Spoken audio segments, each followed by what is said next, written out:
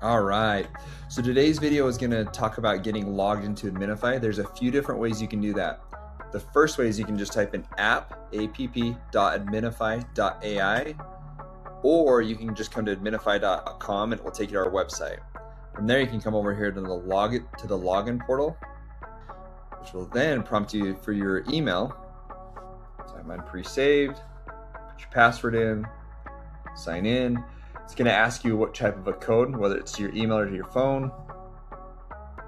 Then enter the code in. There we go. It's going to verify. It will drop you directly into the master account.